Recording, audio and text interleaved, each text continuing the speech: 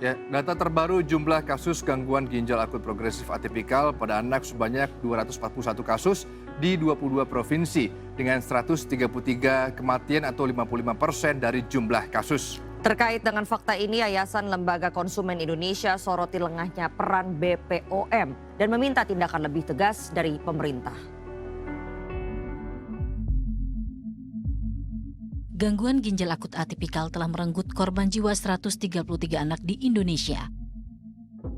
Berdasarkan data, awal kasus gangguan ginjal misterius mulai terkonfirmasi pada pertengahan 2022. Kemudian meningkat secara signifikan hingga setidaknya terdapat 78 anak mengalami gangguan ginjal akut dan lebih dari setengahnya meninggal dunia pada September 2022. Kementerian Kesehatan yang menginvestigasi awalnya menduga bahwa fenomena ini disebabkan oleh virus atau bakteri tertentu. Hingga peneliti dari WHO mengumumkan kasus serupa di Gambia, Afrika, dan menemukan penyebabnya dari obat dalam bentuk sirup yang terdapat senyawa pelarut organik dengan rasa manis dengan nama etilen glikol dan dietilen glikol yang melebihi ambang batas normal. Dari hasil penelitian lebih lanjut pada korban meninggal dunia di Indonesia, ternyata ditemukan fakta serupa di Gambia. Pada ginjal korban ditemukan senyawa etilen glikol dan dietilen glikol yang diduga berasal dari obat dalam bentuk sirup yang dikonsumsi. Banyaknya korban jiwa anak-anak akibat gangguan ginjal akut atipikal membuat Yayasan Lembaga Konsumen Indonesia soroti peran BPOM yang dianggap lengah dan lalai.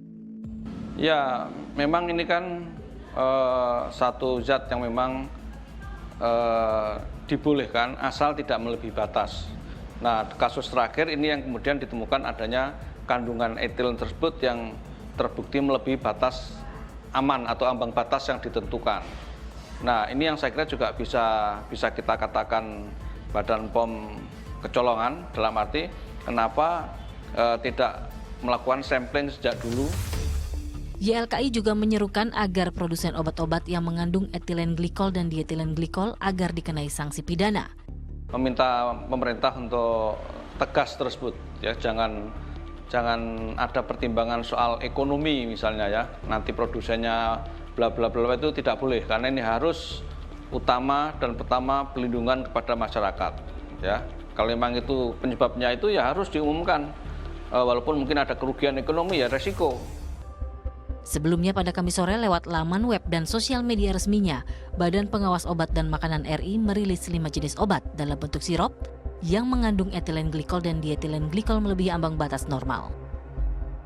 Obat-obat ini mencakup Thermorex sirup obat demam, Flurin DMP sirup obat batuk dan flu, Unibaby Cough sirup obat batuk dan flu, Unibaby demam sirup, dan Unibaby demam drops. Kelimanya terdaftar dan berizin edar. Tim Liputan melaporkan untuk NET.